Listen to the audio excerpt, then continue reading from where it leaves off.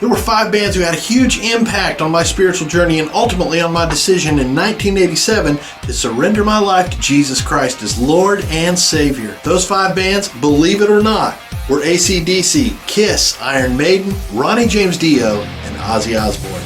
In this series of videos that I'm simply calling Bands and God, I'm going to walk down memory lane and share with you in each video about my experiences, my interactions with each of these bands, and how God used those experiences and turned them into a chapter in my testimony about His amazing grace in my life. In video 1, I talked about AC/DC and that epic first concert that I saw on the Back in Black tour and how God used that in a powerful way in my life. In video number 2, I talked about Kiss and how from a young age I became so enamored with them and how God turned my experiences with them into a testimony of His grace. And today I want to share with you an amazing chapter from my testimony about God's awesome grace in my life that comes out of a season of experiences that I had with Ronnie James Dio.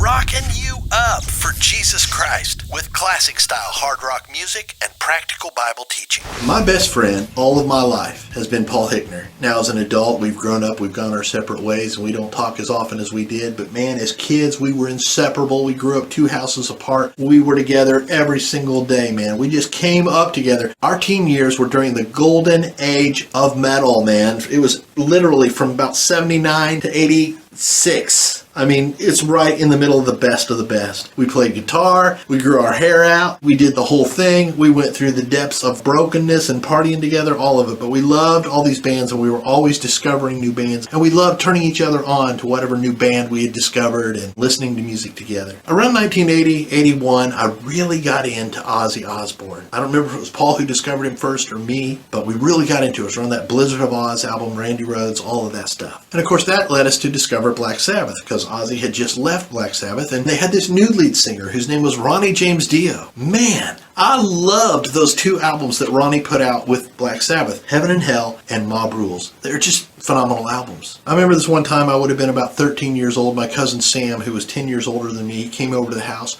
and I really looked up to him. You know, when you're that age, you look up to somebody who's in their 20s, and he was a cool dude and he played acoustic guitar pretty well and I thought that was super cool. And so he came over and he was a really dedicated Christian, okay? I was in the midst of being pulled away from God and really getting into this music. He loved the Lord. He was trying to be a good influence on his cousin. He listened to this Black Sabbath tune with me, track number 3 from Mob Rules, which was Sign of the Southern Cross, which if you've heard it, it's classic Dio. It's got lots of spiritual overtones and lots of mystical kind of vibes and starts off acoustic and moves into this really heavy, sound, and it's powerful. It's pretty dark too. Sam listened to it and he was cool. He didn't slam Black Sabbath or tell me that I ought to quit listening to him. He just tried to, be my friend and love me. I remember him mentioning, man, those guys are really good musicians. I don't know why. That's just a memory. Around 1982, Dio and Black Sabbath part ways, and Dio forms his own band. He had Jimmy Bain on bass, Vinny Appice, that's how I say it. You may say Vinny Appice. He had been in Black Sabbath during the Mob Rules season, and he came with Dio. And then he had this guy named Vivian Campbell on guitar. Man, Paul and I loved Vivian's playing. We were brand new to playing guitar at this time, and Vivian was he just had this aggressive style of picking and just going at it that we really loved. Holy Diver comes out in 1983.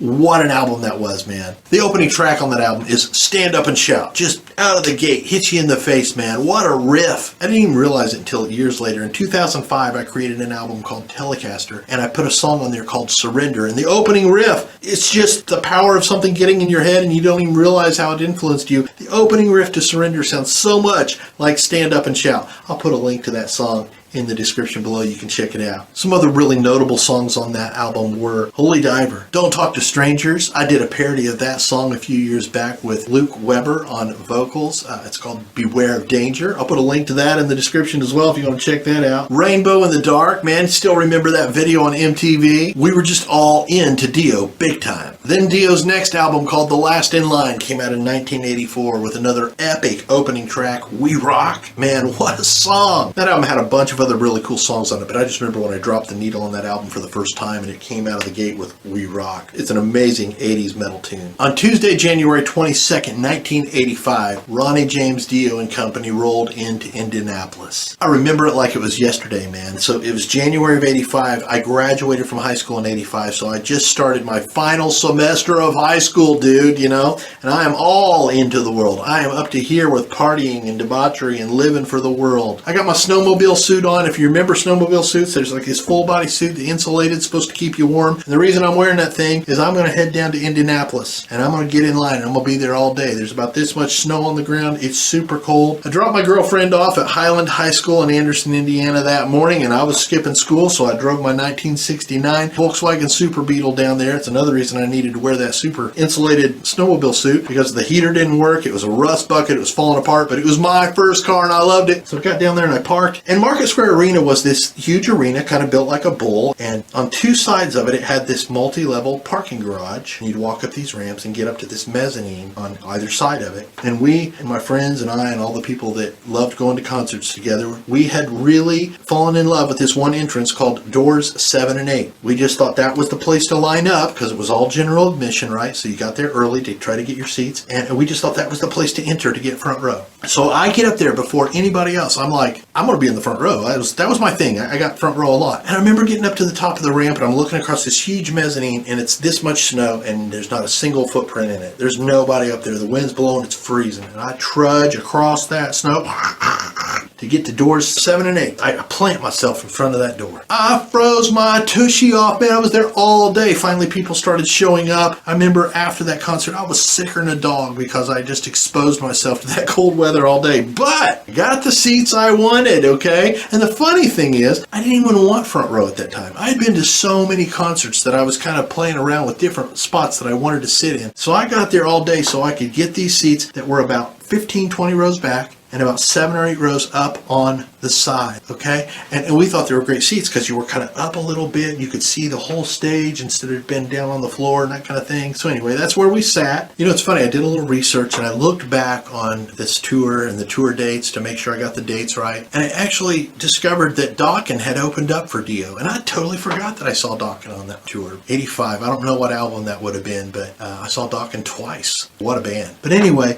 Dio's band was incredible. Vinny Appice, that's just how I say his name, great drummer. Jimmy Bain, tight, awesome, in the pocket bass player. Vivian Campbell, incredible. If you know anything about Dio, you know he's very theatrical, he's very charismatic, he knows how to engage the audience, and I mean, he is doing that full force. He always had a great light show, and at that time, lasers were a big deal, and he was doing some really cool things with lasers, and I was just really enjoying the show. I wouldn't put Dio in the same category as AC/DC or Kiss for me in terms of being one of those bands that I just loved and grew up with, but I was really into him. And then he broke into the song Heaven and Hell, which at the time I really liked. And so he got into that tune and he's playing it and we're like getting into it and we're loving it. And then he gets to this place where he breaks it down and the bass and the drums are doing this little just this groove thing. And he starts talking to the crowd and working the crowd. And he's got this thing that he's worked out. And, you know, it's a lot of fun, interaction, all that kind of thing. But the story that he told, and you can probably find this online, he told a story about two little ships. And it was the classic story about having a demon on one shoulder and an angel on the other, okay? But this was his version of it. And he starts off and he says, "There's a little black ship down below me."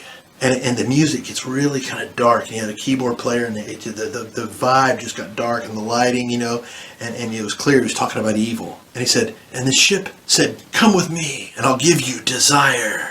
And then, of course, they had those lights across the top that they would light up to light the crowd up. And they kind of came up and everybody's like, ah. And then the mood shifts and the lighting gets kind of white and there's fog on the stage and it just starts to feel kind of celestial and heavenly. And then he sings, "There's a little white ship up above me. And it said, come with me because I know just what to do." And then Dio did something that shocked me, blew me away, cut me to the heart and woke me up.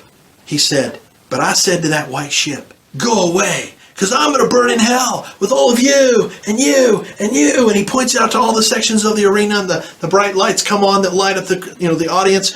The whole crowd goes, "Wah!" And I'm standing there. I'm just telling you, I'm stunned. I'm looking at the audience cheering about going to hell and celebrating that. And I'm just like, what? What?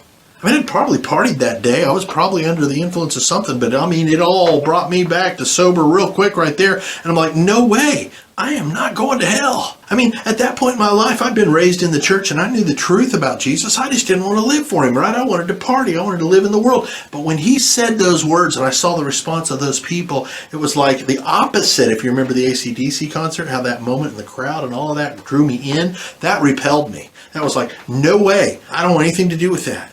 And it really impacted my heart. I'm 55 years old as I record this video. I still remember it. Joshua 24 verse 15 captures what I felt that night. Joshua said to the people of Israel, "Choose for yourselves this day whom you will serve. But as for me and my house, we will serve the Lord." I wish I could say that I fell to my knees right then and there and surrendered my life to Jesus, but I didn't. The devil's claws were deep into me at that time, but it woke something up. An awareness that there is a heaven and there is a hell and there is a choice to be made. It was January of 85. I surrendered my heart to Jesus in February of 87. But between that Dio concert and the time that I surrendered my life to Christ, I lived with a new awareness that I had to make a decision. I had to serve somebody. Who was it going to be? And that became more palpable and strong in my life. And I entered this season of godly sorrow because I was under conviction. And God used that moment and Ronnie James Dio to stir that to life in me. And that's the story of how God used Ronnie James Dio and his music and those experiences in my life to create a chapter in the testimony of my life about how God's grace wonderfully rescued me and brought me out of darkness and into the kingdom of the Son he loves. I hope that was a blessing to you, man. Listen, if you got value out of that video, be sure to hit the like button, leave a comment, share this with a friend that you think it might be a blessing to. Be sure to check out the Pastor Brad Rocks t-shirt shop, right? Here's my Pastor Brad Rocks t-shirt. It's over there. I also have lots of other t-shirts with all my album art on them, some that say Jesus Rocks. It's a great way to proclaim your fandom for hard rock Christian music, but also, man, my hope is that these t-shirts will provide an opportunity for you to enter into some spiritual conversations with some friends. Who's that dude, man? It's Pastor Brad. He creates this Christian hard rock music. Oh, really? And next thing you know, the Holy Spirit has led you into a spiritual conversation that might just lead to Jesus. Remember to head over to PastorBradRocks.net and learn more about the ministry, the PB Rocks Club, ways we can partner. And right over here, there's a couple videos that I think you might really enjoy. One of them I handpicked. I think you'll really enjoy it. Another one is based on your past viewing habits, and YouTube has picked it out. But whichever one you pick, man, it's all good. God bless you. Keep your eyes on Jesus. I'll catch you in the next video.